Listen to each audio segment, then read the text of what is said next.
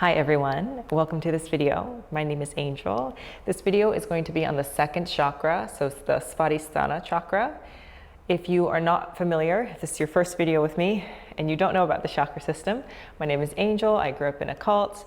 I left. I got into yoga but didn't want to join any yoga cults and didn't want to join the church. So when I found the chakra system as a modality of healing, it was really helpful for me to have a path to walk that made sense developmentally and psychologically, but I didn't need to join anything because I'm one and done on the joining a cult, hopefully. So this is a book called Eastern Body, Western Mind. This is a book on the chakra system, and it's called Psychology and the Chakra System as Path to the Self. And it's by Anadea Judith, and she does a really fantastic job. So a lot of this stuff is pulled from this book, as well as my studies on the chakra system, having been a yoga teacher for over the last however many years, decade plus.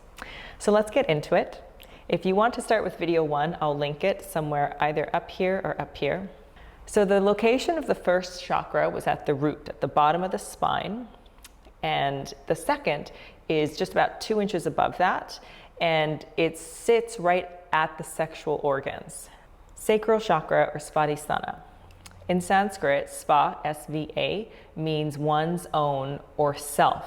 And adhisthana means dwelling, residence, or seat. So the literal translation of the Svadhisthana Chakra is one's own dwelling, or like the sweetness of oneself. And it's referring to the fact that according to the yogic tradition, this storehouse is the storehouse of the unconscious mind. So it drives a lot of our behavior. This chakra is the center of emotional flow, sensual experience, and the ability to engage with the world through pleasure, desire, and connection. Movement is its own pleasure. Second chakra governs how freely we feel, how openly we express, and how healthily we relate, especially in relation to intimacy, to creativity, and boundaries. The first chakra is the right to be here and to be safe. And the second chakra is the right to feel and to experience pleasure. So chakra 1, you have sort of the land and the 4 walls. Like, think of you're building a house. You have the land, you've built the exterior of the house. And the second chakra is the interior design. It's making the house beautiful. The developmental stage of this chakra is from 6 months to 2 years old. The demon of this chakra is guilt. The location, again, is the sexual organs, or just above the sexual organs. The color is orange. The sound is VAM, V-A-M. It's in charge of sexuality, desire, creativity, pleasure, and emotions. So the element is water. The sense is taste. And the need is to be creative and express, to feel and have pleasure. And this chakra deals with desire and also addiction. So guilt, which is the shadow or the quote demon of this chakra, polarizes our personality. It divides light against dark. These pleasures are good and then these pleasures are bad. The greater we feel guilt and the more we try to emancipate ourselves by quote perfect behavior or apathetic behavior without expression of emotion, the more we freeze, the more we get frozen in place where we're not allowed to evolve past a certain stage of emotional development. And I have a video that I will link somewhere up here, which is about growing up religious and how sometimes people who grow up religious tend to seem a little more immature. And it's because there is not the allowance in the religious community of the natural expression of emotion. And so because of that, the development gets stunted and people get sort of frozen in this container of the childlike unawareness of how to express emotions in a healthy way, even though externally their body continues to age. The goal of the chakra system, again, is that your right to feel safe, your right to feel pleasure, to take action, etc., is neither deficient or excessive. And the chakra's job is to blend the energy so that it can flow up and be unblocked, to not leak everywhere or to not flow at all. So we'll talk about deficient sacral chakra, which is that it's clammed up, it's held tight, and there's no flow. So a deficient sacral chakra is a chakra that is suppressed, numb, and rigid. If you are suffering from a deficient chakra, there is no desire, there's a lot of apathy, there's things like writer's block, there's a lot of fear of change, you're emotionally numb or closed off, cynical because you're insecure and are disconnected from yourself, and because you're disconnected from yourself, you are then disconnected to others. The core wound is that it's not safe to feel or to want. The traits of a deficient second chakra are that the person is emotionally flat or numb. They may struggle to identify or express feelings. They're rigid or overly controlled and have poor social skills. They have discomfort with intimacy, affection, or sexuality, where they perform sex as a chore. They have difficulty experiencing pleasure through food, sex, art, nature, or really anything. They have difficulty with creativity or inspiration. So they're the person that if you hand them a mic, they won't sing. If you say, oh, we're all dancing, they won't dance. They may see emotions as weakness or avoid emotions altogether. They may be disconnected from senses, the five senses, or the sensual worlds. They may be overly serious or lacking playfulness and lacking desire. Deficient personality types. Not deficient in general, but deficient second chakra personality types. Number one is the stoic survivor, the person that a lot of harm has happened to, and I've been this person, I've gone through this stage as well. I got really into stoicism, and instead of processing anything, I was just like, I'm fine. Everything's fine. The numb achiever, so somebody who does a lot, who accomplishes a lot, but doesn't take any pleasure or receive any recognition for the things that they've done, but they keep achieving things. The emotionally distant intellectual, where everything comes sort of as a manipulation, and they'll show you a little bit of emotion, but it's so that they can like do a gotcha later. It's not true emotion, it's emotional manipulation. They have a harsh inner critic that doesn't allow them to feel any sort of pleasure. So if they do start experiencing pleasure, they'll catch themselves and go back into this sort of cynical shell. Somebody who repressed their desires early in life and who has become overly cynical.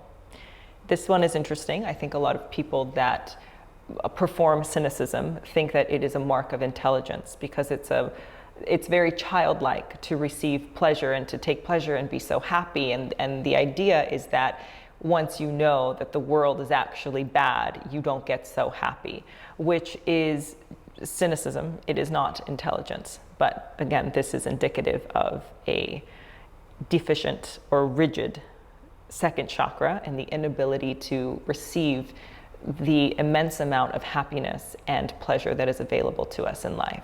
So maybe you recognized a couple of things in there. And now we're going to move on into an excessive sacral chakra. And this is somebody who, when it comes to things like pleasure or emotion, they have too much energy. They can't hold it all. It's leaking. They cannot contain it. So the deficient chakra overly contains. The excessive chakra just flows through. There's no container. So an excessive sacral chakra. So overindulgent, emotionally unstable, and boundaryless. This core wound for an excessive second chakra is I must chase pleasure or emotional highs in order to feel alive. And again, the core wound of the first one was that it's not safe to feel or want. And then with this one, you need to feel in order to feel alive. Some of the traits of an overly active second chakra is somebody who is emotionally very volatile or overly dramatic. Anyone who is addicted to whether it's alcohol, pleasure, food, sex, substances, they're addicted to constant stimulation. Someone who is ruled by emotions, hysteria, mood swings, or somebody who is a crisis junkie, somebody who everything is a crisis. And once one crisis is solved, they go straight into the other. So they're always maybe losing their job or having struggles with their roommates or something with their family or their children. They're always in a crisis. Someone with poor emotional boundaries who takes on others' feelings, but it feels as if they're invading. And I had somebody do this where they asked me about my story. They really wanted to know, and I shared a little piece they broke down into tears, and then I ended up comforting them. Somebody who is prone to codependency or unhealthy attachment in relationships. Somebody who uses their sexuality to manipulate or gain control or approval. Someone who constantly craves attention or validation. Somebody with a hyperactive libido or difficulty channeling their desire. And somebody who engages in obsessive attachment, and again, codependency.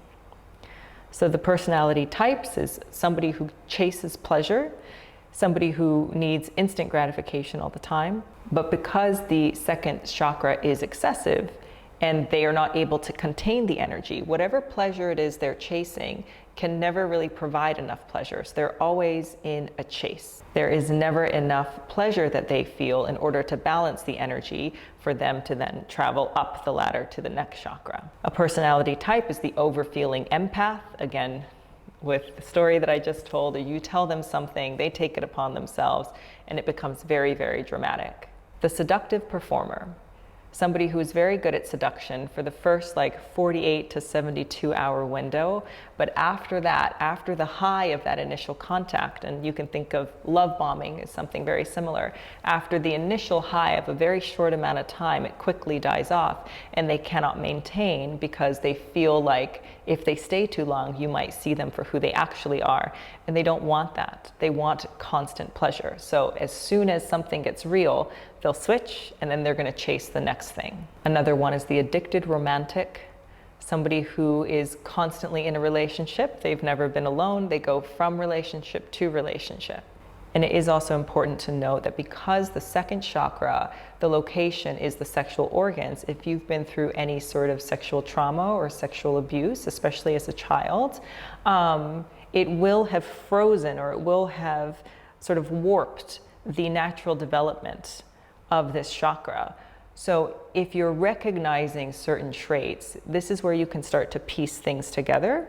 And this is, again, this is not a judgment call. I don't know who you are watching, but the information from the chakra system is very useful, because for me, when I went through it, having been abused myself, it was interesting to see certain patterns of behavior that relate to the second chakra. And then I can begin to sort of self-diagnose of ooh, this part of me is excessive, this part of me is deficient. So how can I bring these traits into balance? So now let's talk about when in balance. When the second chakra, again, regarding sexuality, emotions, and creativity, what it looks like when it's in balance. When it's in balance, the person can feel their emotion without being ruled by them. They have a healthy, vibrant sexuality and creative flow. They set and respect emotional and physical boundaries. They enjoy life through the senses without shame or without excess. They move with fluidity, grace, and responsiveness. They understand the moment without throwing it back at you later. And this relates back to the emotional manipulation.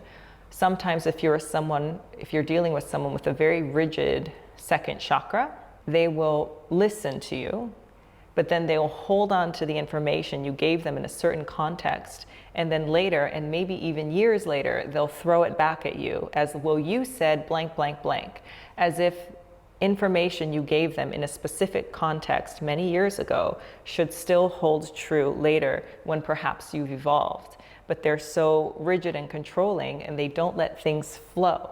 If they could have let things flow, they would understand that something you said years ago may not necessarily be true today. A person with a balanced second chakra balances connection and autonomy in relationships. They are magnetic, open, and expressive with a sense of inner containment. They are open to affection without being needy. They are not open to affection without connection. And this is a tactic of the cult that I was in, and a lot of groups that I'm sure you'll recognize, is when you first meet people, they're the people that say, well, I'm a hugger. And you say, well, I'm not. And they go, oh, but I am. And they come into your physical space and they try to touch you, even though they're a stranger. You have no actual affection or connection to them, but they're trying to force through your boundaries to make a connection. But a person with a balanced second chakra would never do that. Someone with a balanced second chakra has the capacity to hold both pleasure and pain without feeling guilt about either. And they have a general enjoyment of life without needing to give reason. They move easily physically and emotionally. They can have intimate relationships while maintaining healthy boundaries. The traits of a balanced second chakra personality. Healthy desires, emotional balance, you feel creative, you do not struggle with intimacy, you feel flowing and joyful. For example, an artist, but not the struggling artist, which is a first chakra rune, but an artist that is more of a hobbyist, who just loves making things. They take so much pleasure in crafting little things. Maybe they sell it, maybe they don't, but they receive so much joy in the act of creation. The playful person, somebody who bakes, paints, dances, builds playlists or gardens, not for money, but for joy. Somebody who approaches connection with curiosity, not control. A balanced second chakra caretaker will channel their emotion into building beauty, beautiful spaces, beautiful homes or environments. They are very balanced in giving and receiving, and they do not overextend in the hopes of earning love. They hold space for others' feelings without losing themselves. They are the emotionally available friend. They understand you expressing emotion simply as information that is true in that moment. They understand that your emotions are not your identity, but they are something that you are passing through on your path to growth.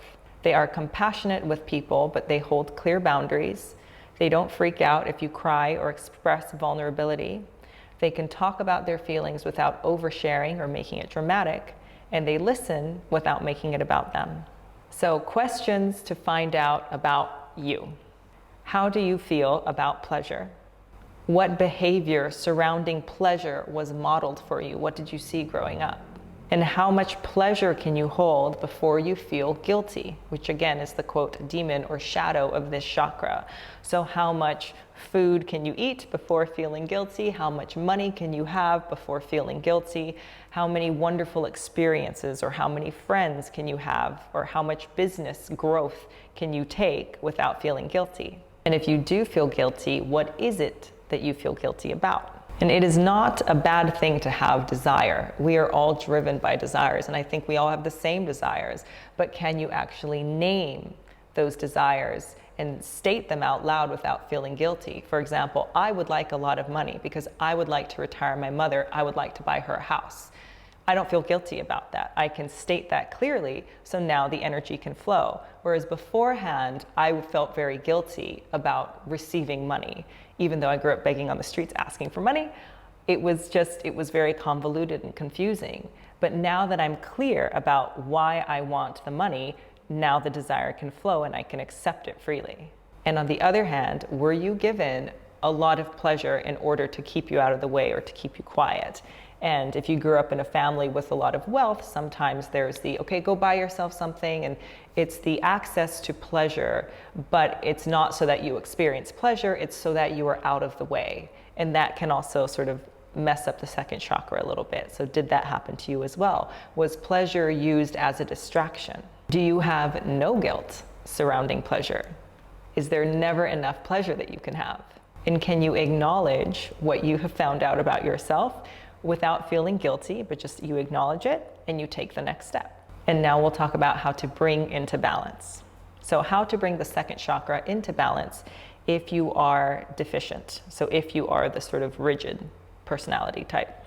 In order to bring into balance, reconnect with pleasure in non-sexual ways. Dancing, bathing, soft textures, delicious food, fashion.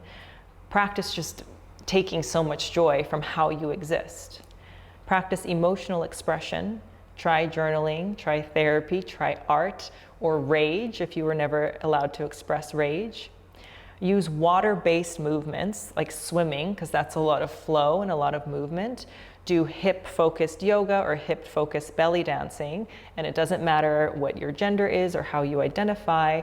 Moving your hips is a very sensual thing to do. So, and again, if you try it and you immediately get this like blockage, that's really useful information. So it's not about like upload a video of yourself dancing. It's about you making the attempt to feel pleasure and then hitting the block so that you can see the block. And that's the useful thing.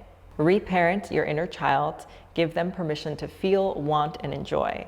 And when I went through this phase, I took myself out on a lot of really fun things that I really wished I could do as a child but couldn't, or that I loved to do as a child. So I took myself to the Disney store. I watched a lot of cartoons without guilt, without shame, without being like, oh, this is stupid, you're an adult. And again, those thoughts came up and then I went around them. I don't need to feel this guilt. I don't need to feel this shame. Let me simply enjoy what's in front of me. Work with the mantra, I deserve to feel, I'm allowed to want, and I embrace my sexuality. So those are affirmations that you can do if you are deficient to sort of bring you up to the place where you can start to experience pleasure. And now to bring into balance if you are excessive. If you have an excessive sacral chakra, balance is going to be found through containment of the energy, through not acting immediately on every urge that comes up. So energy follows whatever, like the path of least resistance. So whatever your habit is, energy just immediately flows through. So the work of an excessive second chakra is to put up a little blockage there, to put up a little roadblock, so that the energy doesn't just rush through, but you have a marker, sort of a checkpoint to check yourself. Ask yourself, is this mine to feel, or am I absorbing the emotions of someone else? Practice celibacy or mindful intimacy. Try being with your emotions without sharing them right away, without calling or texting someone. If you tend to overeat, try and eat small snacks. Notice when you are shape-shifting to please others. Notice when you are chasing the next high, and if you feel uncomfortable in the moment. Look into groups that deal with addiction, whether it's food addiction, alcohol addiction, or sexual addiction. If you were abused sexually, it is important to acknowledge that to yourself. If you are in a place where it feels really uncomfortable to say it to anyone else, you don't need to. This whole journey is about yourself, but acknowledging it to yourself is powerful, and that's the first step. Strengthen your boundaries, inner and outer, and your mantras or affirmations are, I am enough, my emotions do not need to control me, I absorb information from my feelings, I do not need to chase every high. The first chakra is all about the right to exist and to be here. The second chakra is all about feeling without guilt and allowing yourself to have pleasure. And through bringing this chakra into balance, you can begin to reconnect to a sense of wonder. The chakra is the gateway to your experience of joy, embodiment, and moving through life like water. So not needing to press through anything, but hitting a wall and sort of going around, dancing with life and being in flow. When this energy is blocked or out of control, we either freeze into our feelings or we drown in them. A balanced second chakra has a very strong emotional core that is yours, so that you're not keeping it tight, but you're also not tossed about by the emotions of life. I hope that this was helpful. Again, these are little mini introductory videos into the chakra system. There are deep dives that you can do, and as you watch the video, there might have been stuff in there that you wanted to follow, but this is very surface level. If you want to go in deeper, I recommend this book. It is actually fairly dense. When I first picked it up, I wasn't at the awareness level that I could read it, actually. And so it sat on my bookshelf for about 4 years. And then I picked it up again, and it was amazing, and I've loved it ever since. There is a lot that you can discover, and I hope that this video piqued your curiosity. Not just about the chakra system, but also about yourself and how you relate to the world. Tune in for video 3, which is going to be about the third chakra, which has to do with action. Thank you for being here. Drop comments below if you have any questions, and I'll see you next time.